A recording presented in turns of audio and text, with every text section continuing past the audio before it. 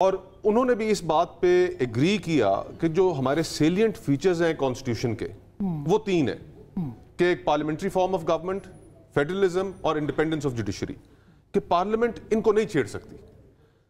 بھٹو صاحب کی تقریر کا میں آپ کو حوالہ دوں جو 1973 کا آئین پاس ہوتے وقت انہوں نے کی، اس کے اندر بھی انہوں نے یہی کہا، اور میں ان کے الفاظ دہرا رہا ہوں کہ پارلیمنٹ کے پاس انفیٹڈ اختیارات نہیں ہیں اس آئین کے تحت۔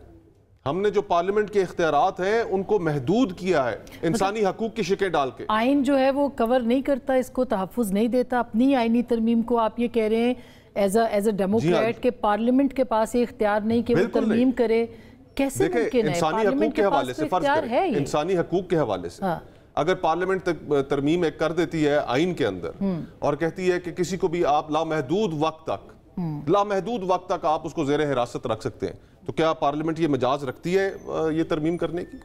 نہیں۔ اور پھر ہم نے ساتھ ہی ساتھ یہ مطالبہ بھی کیا ہے، یہ استدعا بھی کی ہے کہ جوڈیشل انکوائری کی جائے کہ جو ممبران سے جس طریقے سے ووٹ لیے گئے سردار اختر مینگل صاحب آن ریکارڈ ہے، وہ ایک ویلڈ پوائنٹ، یہ فری ول کے تحت یہ ووٹ کاسٹ نہیں ہوئے اور ایک ووٹ کی میجورٹی سے۔ اب سینٹ کے اندر دیکھیں 65 ووٹ چاہیے تھے 2/3 اکثریت کے لیے، اور حکومت کے پاس 64 تھے اور 2 لوگ انہوں نے توڑے اختر مینگل صاحب کے۔ ہم نے یہ بھی کہا کہ آپ جوڈیشل انکوائری کرا لیں اس کی۔ لیکن اگر وہ ممبرز کہہ دیں جو کہ ابھی تک خاموش ہیں، ایک دفعہ ایک سٹیٹمنٹ آیا، ایک دفعہ ایک سٹیٹمنٹ آیا، وہ کہہ دیں ہم نے اپنی مرضی سے کیا ہے، اور بھی بہت لوگ سامنے آ جائیں گے، تو اس کے نتیجے میں آپ کو لگتا ہے اسٹرائک ڈاؤن ہو سکتی ہے؟ جی بالکل۔ اور پھر ایک اور بھی بڑا ڈیفیکٹ ہے اس کے اندر، دیکھیں خیبر پختونخوا کے اندر سینٹ کے الیکشنز ہوئے ہی نہیں۔ آپ کا جو کمپوزیشن ہے سینٹ کا وہ مکمل ہی نہیں ہے۔ اگر الیکشنز ہو چکے ہوتے جس طرح باقی جگہ پر سینٹ کے الیکشنز ہوئے ہیں پورے ملک میں، تو 11 سیٹس ایکسٹرا ہونی تھی وہاں پر، ہاف ریپرزنٹیشن تھی خیبر پختونخوا کی۔ تو فیڈریشن کے اوپر بھی یہ سالڈ پوائنٹس ہیں آپ کے، مگر یہ جب ہوگا جب آئینی بینچ بنے گا۔ فواد صاحب آپ کا اس کے اوپر کیا کہنا ہے؟ کیونکہ مصطفیٰ جو کہہ رہے ہیں وہ کہہ رہے ہیں کہ بالکل غیر آئینی ترمیم ہے، تو کیا آپ ایگری کرتے ہیں؟ کیونکہ پی ٹی آئی نے اس کو اس طرح سے نہیں دیکھا، ہم دیکھ رہے ہیں ان کی طرف سے کوئی ریزنٹمنٹ نہیں آئی۔ نہیں، ایکچولی ریزنٹمنٹ تو ہے، ظاہر انہوں نے بڑی دفعہ شو کی ہے۔ دیکھیں اس کے بعد دیکھیں آسمہ مجھے تو خیر سمجھ ہی نہیں آئی، اس کے بعد تو نہ سپریم کورٹ تیتر ہے نہ بٹیر ہے۔ اب چیف جسٹس آف پاکستان جو ہے اس کے پاس یہ اختیار ہی نہیں ہے کہ وہ کانسٹیٹیوشن کی تشریح کر سکے۔ جو ایک آدمی جس کی کانسٹیٹیوشن، امین الدین صاحب کا مجھے بڑا احترام ہے، بٹ آپ ان کو اٹھا کے دیکھیں، انہوں نے زندگی میں کبھی کوئی کانسٹیٹیوشنل کیس نہیں کیا، نہ ان کی پریکٹس کبھی کانسٹیٹیوشن کی رہی ہے۔ وہ سول کو کے ایک وکیل تھے، وہاں سے وہ آگے اور وہاں سے ادھر آگے۔ پرابلم یہ ہے کہ ایک تو ڈیجورے پوزیشن ہے جو مصطفیٰ بتا رہے ہیں، but de facto is that practically supreme court ختم ہو گئی ہے۔ اب آپ کیا کہہ رہے ہیں کہ جی آپ کے خلاف پہلے سپریم کورٹ کیا کر رہی تھی؟ یعنی سپریم کورٹ نے بڑی خامیاں ہیں، یہ دیکھو یہ پوری دنیا میں ہے، ایسا نہیں ہے۔ مطلب ابھی پریزیڈنٹ ٹرمپ کو جب سزا ہوئی اور سپریم کورٹ نے کہا کہ نہیں جی یہ سزا نہیں ہو سکتی، یہ بعد میں ہوگا، تو انہوں نے سب نے کہا، بائیڈن نے کہا کہ یہ سپریم کورٹ بھری ہوئی ہے ٹرمپ کے حامیوں سے، ہم نہیں مانتے اسے۔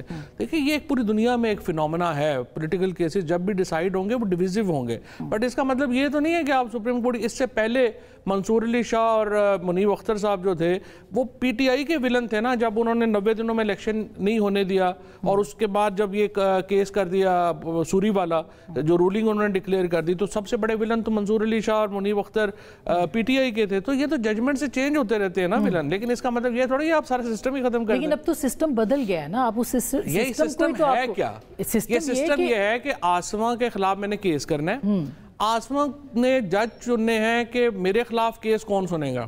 یہ کیا سسٹم وہ جو ابھی بتا رہا ہے مصطفیٰ کہ nobody can be a judge in his own cause۔ آپ کے خلاف میں حکومت کے خلاف کیس کر رہے ہیں، اور حکومت میں لا منسٹر اور اٹارنی جنرل صاحب بیٹھ کے فیصلہ کریں گے کہ ہمارے خلاف کیس جو ہے وہ کون سے جج سنیں گے۔ نہیں مگر اس کے اندر تو کمیشن میں بہت سے لوگ ہیں، آپ کی جماعت ہے، نہیں یہ تو ایسے آپ بات کر رہی ہیں نا، تو ایویں تسی گونگنا تو مٹی چاڑ رہے ہو نا۔ نہیں ہے نا، میجورٹی از ناٹ، یہ جمہوریت کا یہی اصول ہے۔ بالکل آپ کی بات ٹھیک ہے۔ تو بیسیکلی آپ یہ کہہ رہے ہیں کہ ایکچولی تو پاکستان جو ہے نا اس کو ہٹلر کو چلانا چاہیے، کیونکہ اس کے پاس میجورٹی ہے. تو جس کے پاس دیکھیں ماڈرن کانسیپٹ جو میجورٹی نہیں اتھارٹی ہے.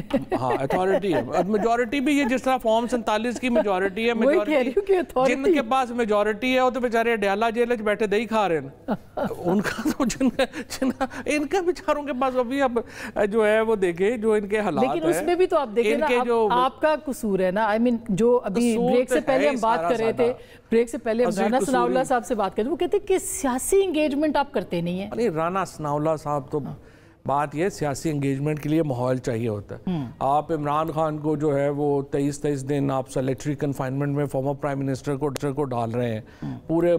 ہر ایک پوری پی ٹی آئی اس وقت کم از کم 5000 بندہ جو ہے وہ روز اینٹی ٹیررزم کورٹس میں ٹیررسٹ ڈکلیئر ہوا ہے. کوئی ماحول ہی نہیں ہے, نہ ان کی کوئی سنتا ہے نہ ان کی کوئی مانتا ہے. سارے ایم این ایز آپ کو بھی پتہ ہے, مجھے بھی پتہ ہے, مصطفیٰ کو بھی پتہ ہے, سارے جب نون لیگ والے ہمیں انڈیویجولی ملتے ہیں, کیمرے کے سامنے نہیں ہوتے, ان کی آنکھوں سے آنسو جاری ہوتے ہیں کہ یہ کیا ہو رہا ہے, ہمیں تو کچھ پتہ نہیں. تو دیکھیں نا جب وہ کہہ رہے تھے جی پرائم منسٹر نے کہا کہ ہم نے نہیں یہ اپنا بات چیت کریں, جب پرائم منسٹر نے یہ کہا اگلے دن بشرا بی بی جیل چلی گئی. تو مجھے بتائیں اس کا مطلب یہ رانا ثناء اللہ صاحب کی شہباز شریف کی تو چلتی ہی نہیں نا. یا تو وہ بتائیں کہ ہماری چلتی ہے اور آپ ہم سے نیگوشیٹ کر لیں, ہم یہ اور اس کے لیے ماحول بنائیں. پھر آپ عمران خان کا 1 لاکھ دینا تو ان کی انٹائٹلمنٹ ہے نا, آپ کیوں نہیں انہیں دے رہے؟